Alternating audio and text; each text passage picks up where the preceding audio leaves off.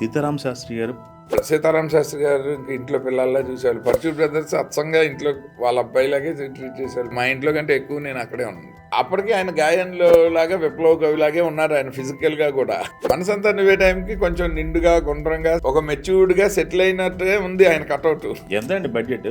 1,35 1,45 అయింది. బాగా కలెక్ట్ చేసినట్టుంది కదా. 22.5 ఎంతో ఫస్ట్ రిలీజ్ లోనే కలెక్ట్ చేసి. ఇప్పుడు నాకు ఆశ్చర్యం, వాళ్ళ పొద్దున మా అబ్బాయి బుక్ మై షోలో చూసి మార్నింగ్ షోకి టికెట్లు లేవేంటి అన్నాడు.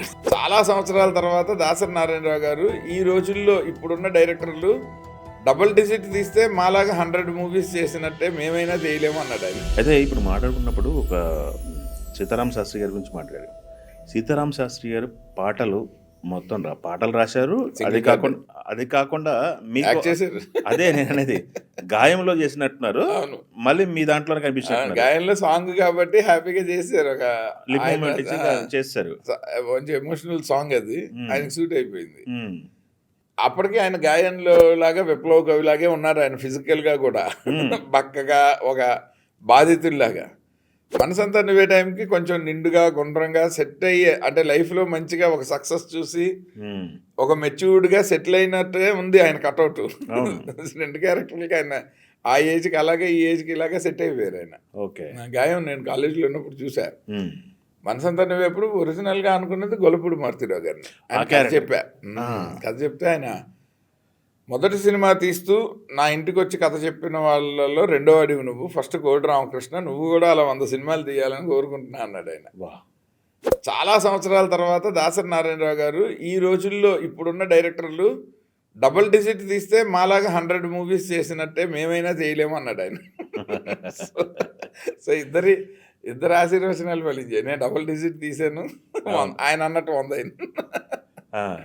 ఆయన గొల్లపూడి మారుతిరావు గారు ప్రజావేదిక అని జెమినీలో అది చాలా పాపులర్.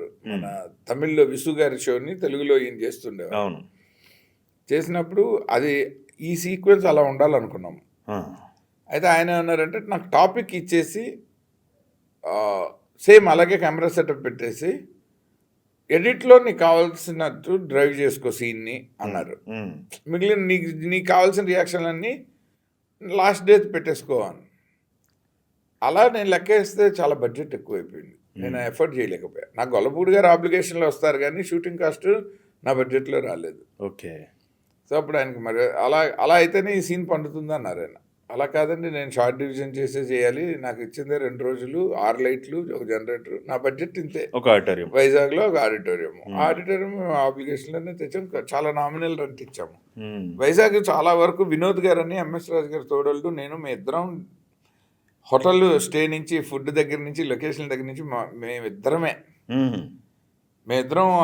ఒక 3-4 ఆప్షన్లు ఎక్సర్సైజ్ చేయటము, ఎస్ గోపాల్ రెడ్డి గారిని తీసుకెళ్ళి చూపించి ఒకటి ఫైనలైజ్ చేయటము. అంతే. ఇంక అసలు ఎవరిని రానిలే, అంటే ప్రొడక్షన్ డిజైన్లో ఇంకెవరిని ఇన్వాల్వ్ కానిలే. దానివల్ల బడ్జెట్ మా కంట్రోల్లో ఉండింది. ఎంత అండి బడ్జెట్? 1,35 1,45 అయింది. బాగా కలెక్ట్ చేసినట్టుంది కదా. 22.5 ఎంతో ఫస్ట్ రిలీజ్లోనే కలెక్ట్ చేసి. 22.5. అండ్ ఇప్పుడు నాకు ఆశ్చర్యం, వాళ్ళ పొద్దున మా అబ్బాయి బుక్ మై షోలో చూసి మార్నింగ్ షోకి టికెట్లు లేవేంటి అన్నాడు. వావ్. అంటే యాజ్ ఇవాళ ఒక స్టార్ హీరో సినిమా రిలీజ్ అయినట్టు. అసలు మా థియేటర్లు పెరుగుతున్నాయి. మొన్న ఫస్ట్ ఒక థియేటర్తో ఓపెన్ చేశారు. ఇవాళ ఆల్మోస్ట్ 7-8 థియేటర్లు అయ్యాయి. ఆయన రఘురామ్ రెడ్డి గారు ఆయన ఫోన్ చేసి డిస్ట్రిబ్యూషన్ ఇంకా పెంచుతున్నామండి, రేపటికే ఎల్లుండిగా మల్టీప్లెక్స్లు అన్నీ వచ్చేస్తాయి అన్నారు. నేను సర్ప్రైజ్డ్. సో ఇలా రిలీజ్ అన్నది అసలు మేము ఎక్స్పెక్ట్ చేయలేదు. దానికైతే మాత్రం నేను డెఫినెట్గా మొదటి సినిమా అవకాశం ఇచ్చిన ఎంఎస్ రాజు గారికి ఎంత థ్యాంక్స్ చెప్పాలో. ఇప్పుడు 25 ఏళ్ళ తర్వాత మళ్ళీ నన్ను జనానికి ఇలా పరిచయం చేస్తున్న వాళ్ళు మన హనుమాన్ ప్రొడ్యూసర్స్ నిరంజన్ రెడ్డి గారు, చైతన్య రెడ్డి గారు. ఓకే. ప్రైమ్ షో చేస్తున్నారు. అలాగే శ్రీమాత క్రియేషన్స్ అని రవికాంత్ రెడ్డి గారు, రఘురామ్ రెడ్డి గారు, ఈ నలుగురు కలిసి దీన్ని ఇప్పుడు కొని, అంటే రైట్స్ ఎవరి దగ్గర ఉన్నాయో వెతికి పట్టుకొని ఈ వ్యాలంటైన్స్ డేకి తెస్తున్నారు. ట్యూబ్లో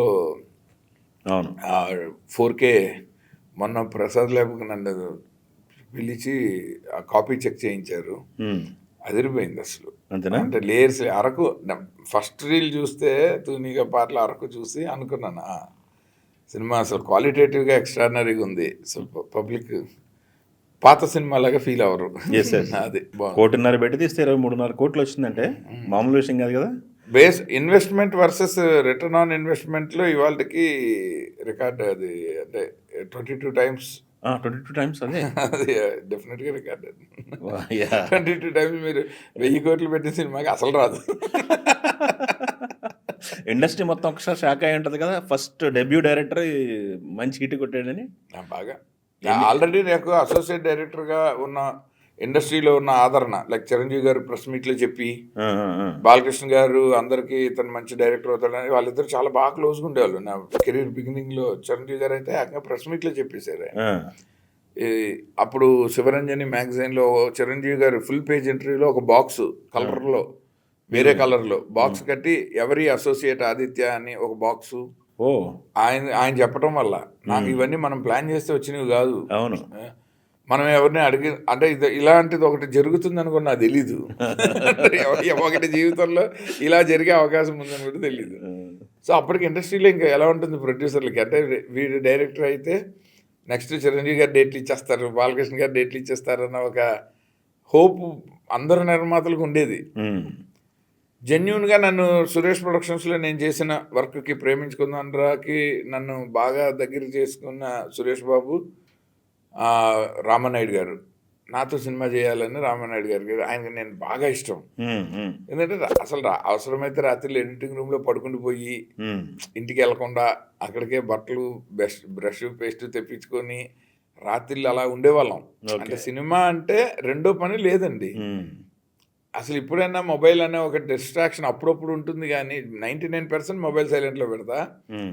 ఎవరైనా మీకు పలానా టైంలో ఫోన్ చేస్తామన్నారని చెప్పి 1 గంట 2 గంటలు ఆన్లో పెడతాను చూడండి, అప్పుడు వచ్చే డిస్ట్రాక్షన్ టార్చర్ వస్తుంది. ఇప్పుడైనా అది ఉంది కానీ అప్పుడు అసలు అది కూడా లేదు.